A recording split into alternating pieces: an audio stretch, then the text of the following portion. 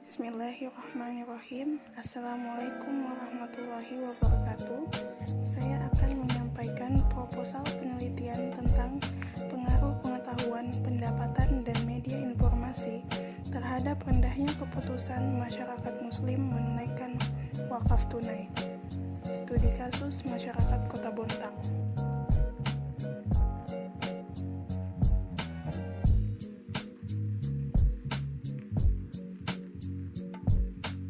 Dosen pengampu Bapak Parno SE, dan proposal ini disusun oleh saya sendiri, Rusdiana. Sebelumnya saya ucapkan terima kasih untuk Bapak Parno selaku dosen pengampu seminar proposal dan teman-teman saya yang saya banggakan.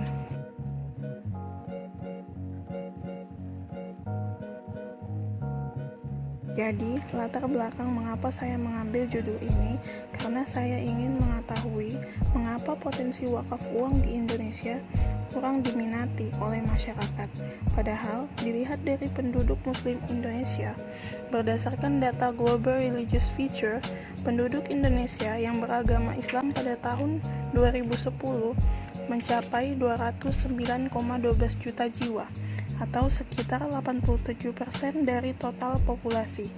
Kemudian, pada tahun 2020, penduduk muslim di Indonesia diperkirakan mencapai 229,62 juta jiwa.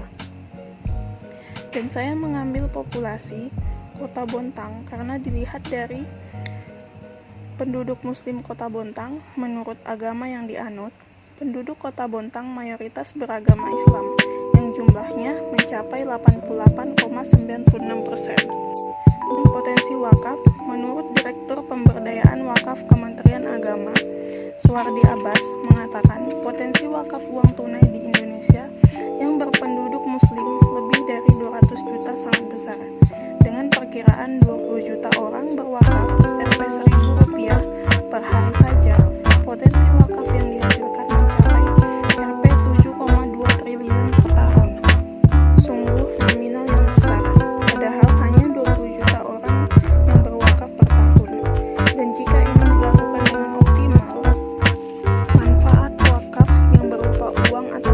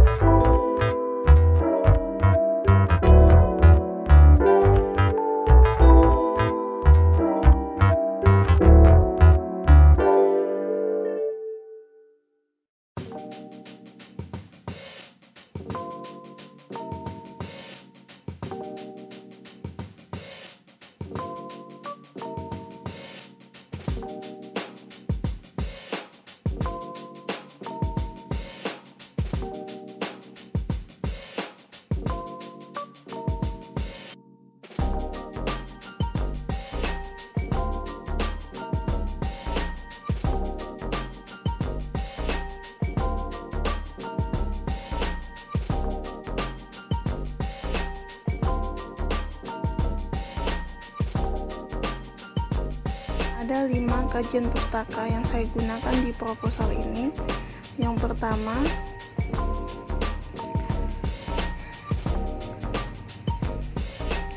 dari Nahdiyatul Khairiyah, mahasiswi UIN Wali Songo Semarang tahun 2019, pengaruh literasi terhadap minat masyarakat muslim berwakaf uang di Kota Semarang, penelitian kuantitatif dengan hasil penelitian bahwa literasi berpengaruh positif signifikan terhadap minat berwakaf. Yang kedua, dari Juniarni Mawardah, mahasiswi UIN Sunan Kalijaga Yogyakarta tahun 2017, yang berjudul Faktor-faktor Keperilakuan yang Mempengaruhi Keputusan Masyarakat Kota Yogyakarta untuk mengeluarkan wakaf tunai, dengan hasil penelitian bahwa motivasi dan kepercayaan berpengaruh positif, sedangkan pengetahuan, persepsi, dan sikap tidak terhadap variabel keputusan masyarakat Kota Yogyakarta untuk mengeluarkan wakaf tunai. Yang ketiga, dari Handayani, mahasiswi Universitas Juanda tahun 2015, yang berjudul Analisis Persepsi Masyarakat Kota Bogor terhadap wakaf tunai, dan hasil penelitian bahwa faktor yang membedakan persepsi masyarakat adalah faktor minat. Yang keempat adalah Hadijah dari Institut Pertanian Bogor 2016, analisis faktor-faktor yang mengaruhi penghimpunan wakaf uang di Indonesia, dengan hasil penelitian bahwa kelembagaan berpengaruh paling besar dan kefokusan lembaga nazir, pemahaman masyarakat mengenai wakaf uang, dan kelengkapan perangkat hukum wakaf uang berpengaruh besar terhadap tingkat penghimpunan wakaf uang. Yang kelima, dari Mega Fitria Wulandari, mahasiswi UIN Syarif Hidayatullah tahun 2017, yang berjudul Determinasi Internal Eksternal Religiositas dalam Intensi Terhadap Perilaku Nasabah untuk Kes Wakaf di Perbankan Syariah, dan hasil penelitian bahwa pengetahuan, norma subjektif, kendali perilaku, dan trust memiliki pengaruh, sedangkan sikap dan komitmen beragama tidak memiliki pengaruh yang signifikan terhadap perilaku nasabah melalui intensi untuk melakukan wakaf uang di Perbankan Syariah.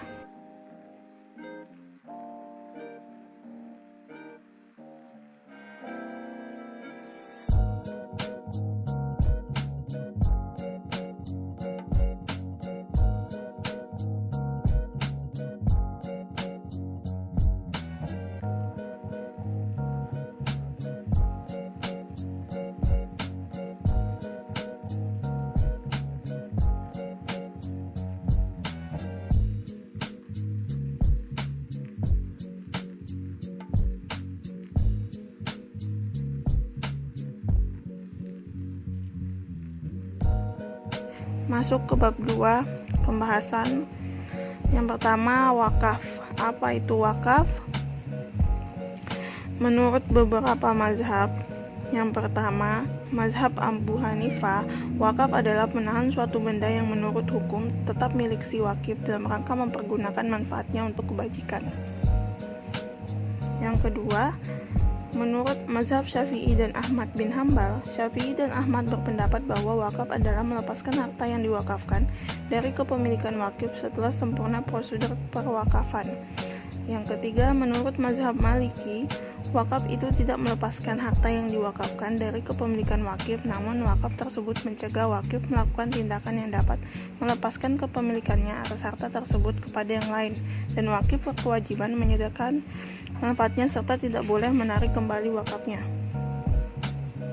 Yang keempat, menurut mazhab lain, berbeda dari segi kepemilikan atas benda yang diwakafkan, yaitu menjadi milik mauquf alaih yang diberi wakaf, meskipun mauquf alaih tidak berhak melakukan suatu tindakan atas benda wakaf tersebut, baik menjual atau menghibahkannya.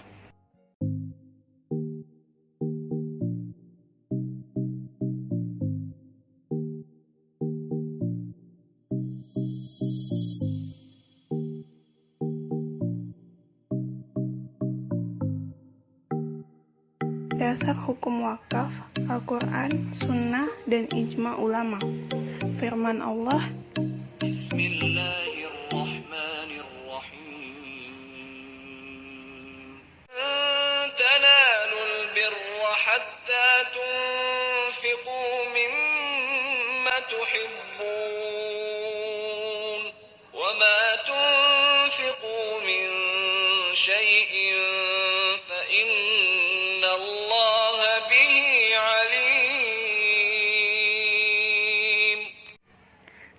artinya kamu sekali-sekali tidak sampai kepada kebajikan yang sempurna sebelum kamu menafkahkan sebagian harta yang kamu cintai, dan apa saja yang kamu nafkahkan, maka sesungguhnya Allah mengetahuinya. Quran Surah Al-Imran 92.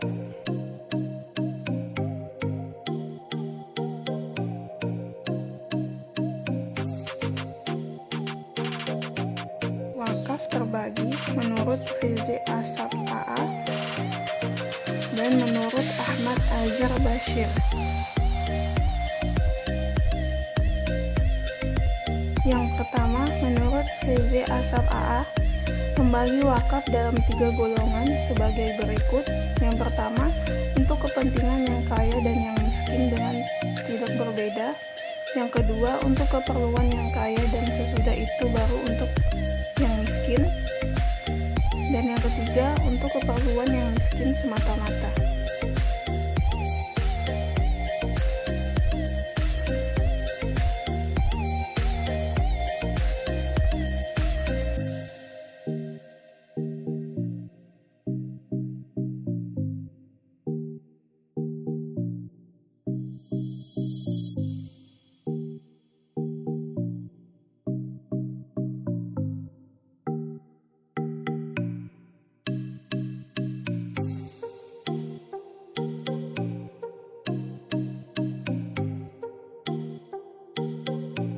Menurut Ahmad Azhar Bashir, wakaf diperuntukkan ada 2, yaitu wakaf ahli atau keluarga atau khusus, merupakan wakaf yang dirujukan kepada orang-orang tertentu seseorang atau lebih, baik keluarga wakif atau bukan, misalnya mewakafkan buku-buku untuk anak-anaknya yang mampu mempergunakan.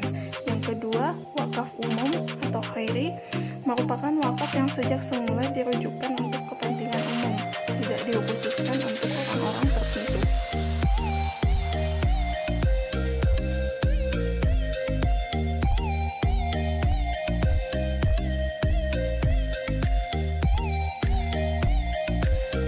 Selanjutnya, keputusan berwakaf. Apa itu keputusan? Keputusan adalah hasil pemutusan, yaitu segala sesuatu yang telah diputuskan setelah dipertimbangkan dan dipikirkan.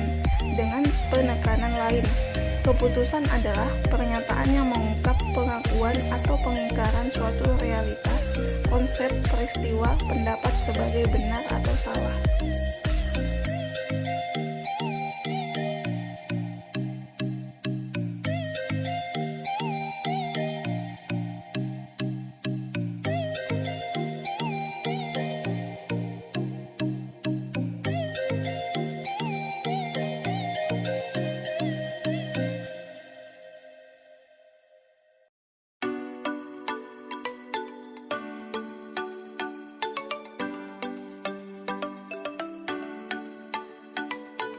Pengertian wakaf tunai. Wakaf tunai merupakan dana atau uang yang dihimpun oleh institusi pengelola wakaf atau nazir melalui penerbitan sertifikat wakaf tunai yang dibeli oleh masyarakat. Wakaf tunai atau cash wakaf adalah wakaf yang dilakukan seseorang, kelompok orang, dan lembaga atau badan hukum dalam bentuk uang tunai. Dalam pengertian lain, wakaf tunai dapat juga diartikan mewakafkan harta berupa uang atau surat berharga yang dikelola oleh institusi perbankan atau lembaga keuangan syariah yang keuntungannya akan disedekahkan, tetapi modalnya tidak bisa dikurangi untuk sedekahnya. Sedangkan dana wakaf yang terkumpul selanjutnya dapat digulirkan dan diinvestasikan oleh nazir ke dalam berbagai sektor usaha yang halal dan produktif, sehingga keuntungannya dapat dimanfaatkan untuk pembangunan umat dan bangsa secara keseluruhan.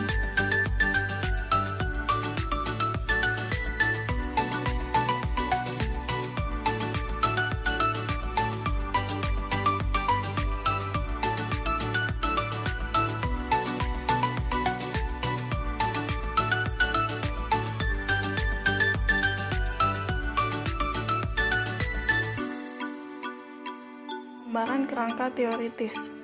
Yang pertama, variabel X1 mempengaruhi variabel Y. Yang kedua, X2 mempengaruhi variabel Y. Yang ketiga, X3 mempengaruhi variabel Y, dan yang keempat, X1, X2, dan X3 secara simultan mempengaruhi variabel Y.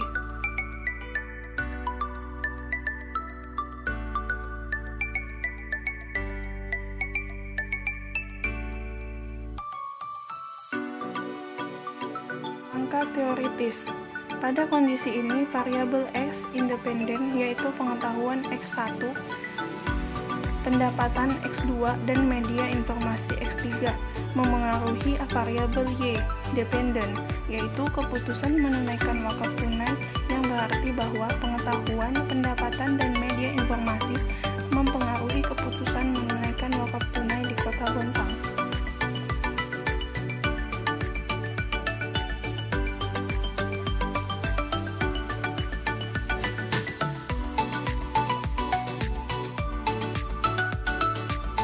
Rumusan hipotesis. Menurut Murray, hipotesis teknik merupakan kesimpulan sementara atau suatu jawaban yang sifatnya sementara dan merupakan konstruk peneliti terhadap masalah penelitian yang menyatakan hubungan antara dua variabel bahkan lebih. Kebenaran dugaan tersebut harus dibuktikan terlebih dahulu dengan melakukan penyelidikan ilmiah.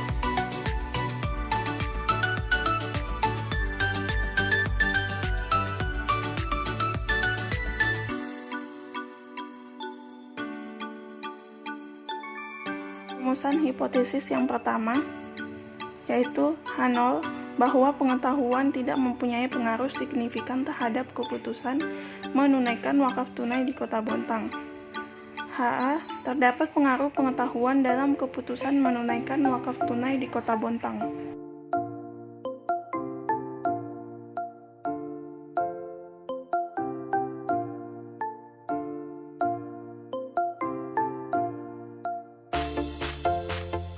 Yang kedua, H0 sama dengan bahwa pendapatan tidak mempunyai pengaruh signifikan terhadap keputusan menunaikan wakaf tunai di Kota Bontang.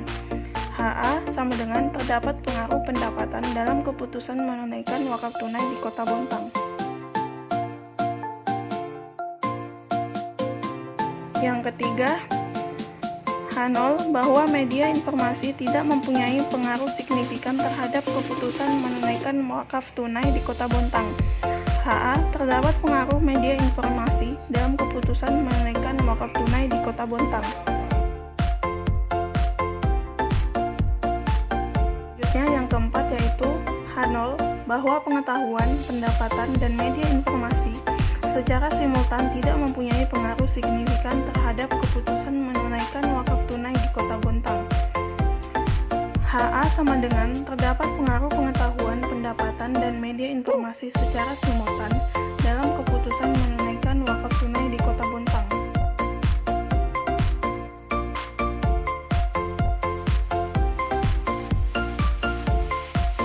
Ini adalah bab 3, metodologi penelitian. Yang pertama, pendekatan penelitian. Adapun jenis penelitian yang saya lakukan adalah kuantitatif, yang berupa pemaparan atau menggambarkan sesuatu hal, misalnya keadaan, kondisi, situasi, peristiwa, kegiatan, dan lain-lain, atau penelitian yang dimaksudkan untuk menyelidiki keadaan, kondisi, atau hal lain yang sudah disebutkan, yang kemudian hasilnya dipaparkan dalam bentuk laporan penelitian.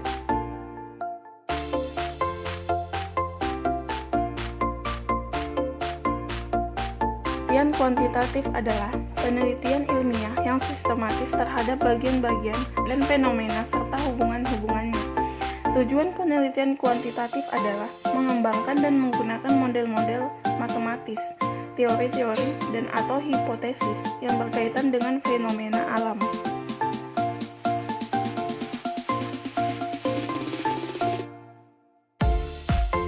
Adapun jenis penelitian kuantitatif yang saya gunakan adalah untuk melihat pengaruh pengetahuan, pendapatan, dan media informasi terhadap keputusan menunaikan wakaf tunai. Studi kasus masyarakat Kota Bontang.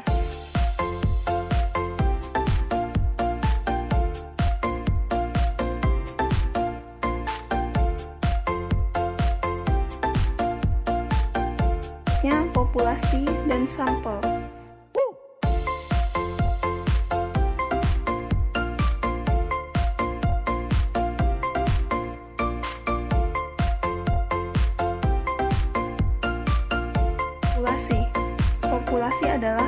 keseluruhan subjek atau objek yang mempunyai ukuran tertentu. Adapun yang menjadi populasi dalam penelitian ini adalah seluruh masyarakat Muslim Kota Bontang, yaitu sekitar 88,96%. Sampel adalah bagian dari populasi yang dapat diambil seluruh atau tidak seluruh dari populasi berdasarkan rumus Lovin. N sama dengan N per 1 tambah N kali E pangkat 2. Dapat dijelaskan sebagai berikut. N sama dengan sampel, N besar sama dengan populasi, E sama dengan margin of error. Dalam penelitian ini, saya menggunakan 10% dalam kurung 0,1.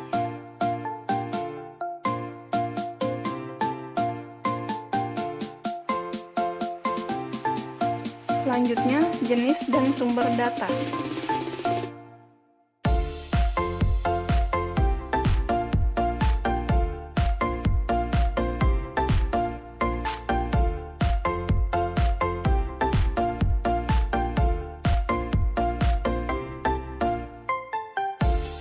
Pertama, yaitu jenis data. Jenis data dibagi menjadi dua, yaitu yang pertama data primer, yaitu data yang diperoleh dengan menggunakan instrumen atau alat kuesioner atau angket yang merupakan daftar pertanyaan-pertanyaan yang disusun secara tertulis. Yang kedua, data sekunder, yaitu data yang sifatnya mendukung data primer yang diperoleh melalui dokumen-dokumen perusahaan dan laporan-laporan yang ada relevansinya dengan penelitian ini. Yang kedua, sumber data. Sumber data juga dibagi menjadi dua, yaitu yang pertama, sumber data primer, didapat dengan melakukan observasi di lokasi penelitian, yaitu Kota Bontang, untuk mengambil data-data serta melakukan wawancara terhadap masyarakat Kota Bontang yang merupakan objek penelitian ini. Yang kedua, sumber data. Sumber data sekunder dapat dari internet atau buku-buku yang menjelaskan tentang wakaf serta contoh penelitian sebelumnya yang berkaitan dengan penelitian ini.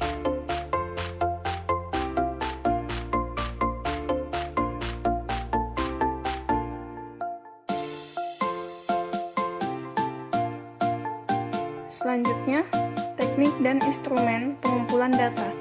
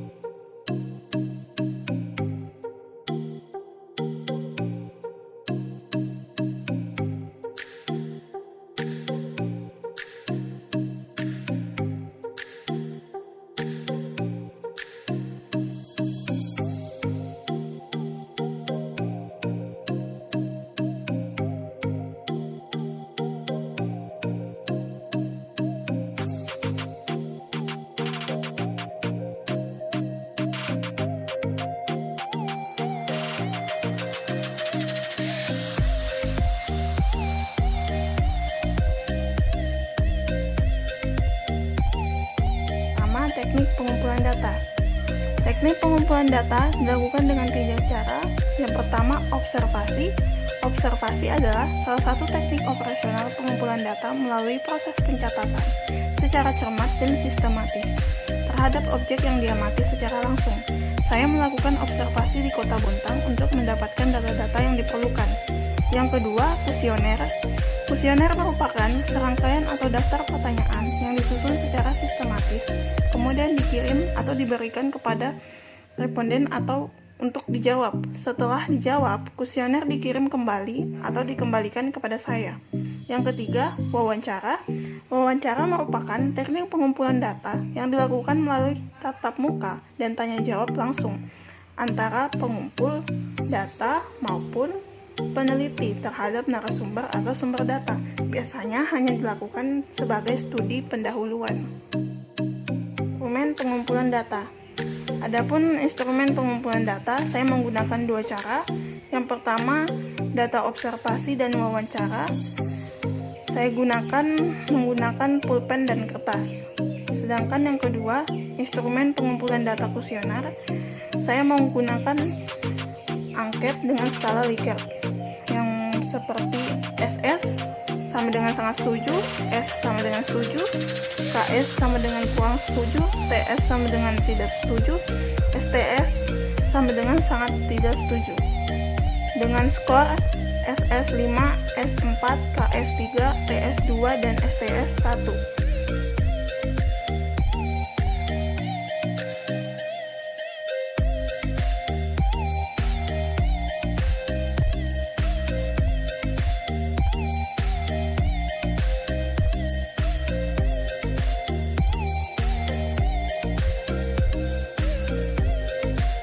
Operasional. Yang pertama, variabel independen. Definisi operasional adalah definisi yang menjelaskan secara operasional variabel penelitian yang mengandung indikator-indikator. Yang kedua, variabel dependen. Variabel terikat atau dependen merupakan variabel yang diakibatkan atau dipengaruhi oleh variabel bebas.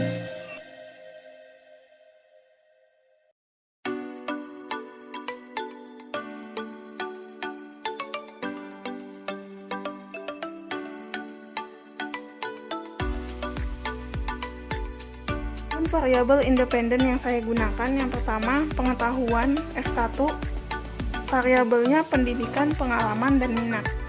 Yang kedua pendapatan X2, variabelnya quantity. Yang ketiga media informasi X3, variabelnya internet, surat kabar, dan radio, televisi. Yang kedua variabel dependen, yaitu keputusan menunaikan wakaf tunai sama dengan Y. Indikator dari variabel ini yaitu alternatif, yang kedua kepastian, yang ketiga resiko, yang keempat implementasi.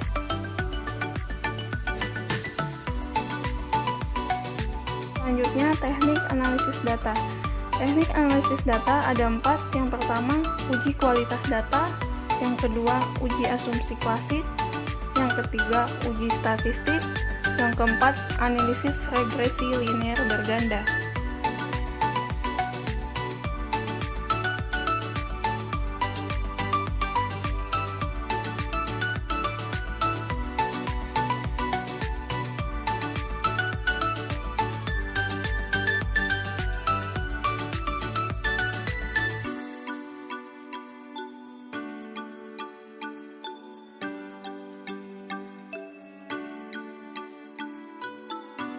Kualitas data. Uji kualitas data ada 2. Yang pertama uji validitas. Uji validitas dalam penelitian ini saya gunakan untuk menguji kevalidan kuesioner. Validitas menunjukkan sejauh mana ketetapan dan kecermatan suatu alat ukur dalam melakukan kecermatan fungsi alat ukurnya. Yang kedua, uji reliabilitas merupakan tingkat keandalan suatu instrumen penelitian. Digunakan untuk mengetahui konsistensi alat ukur, apakah alat pengukur yang digunakan dapat diandalkan dan tetap konsisten jika pengukuran tersebut diulang. Tujuannya untuk menilai kestabilan ukuran dan konsistensi responden dalam menjawab kuesioner.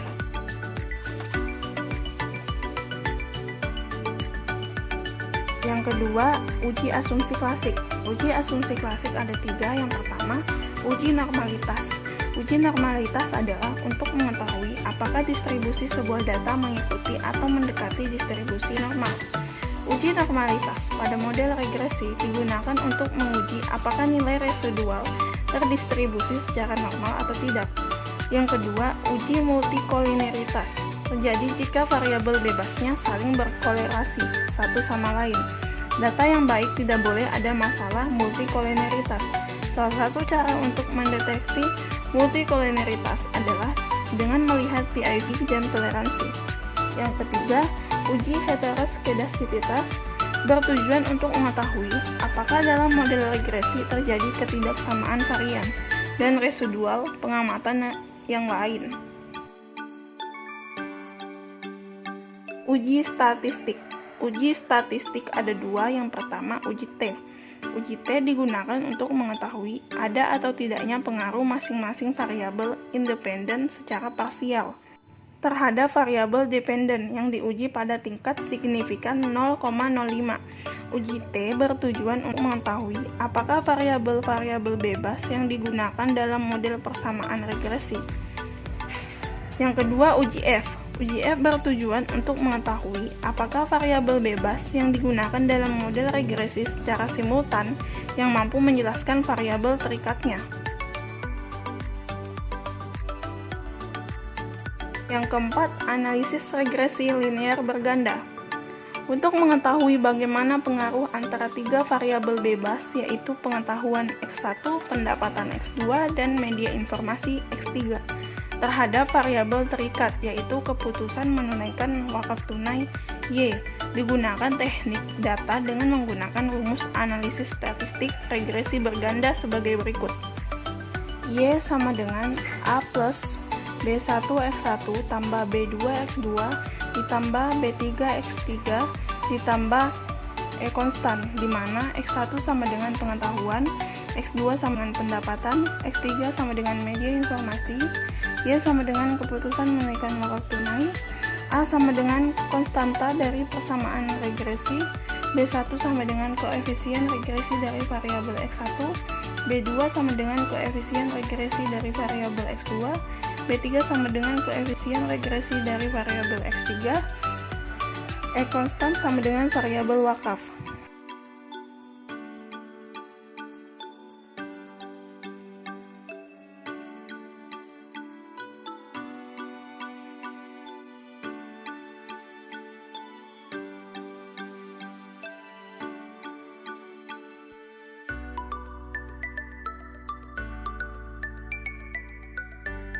Sekian video poin-poin penting dalam proposal penelitian saya.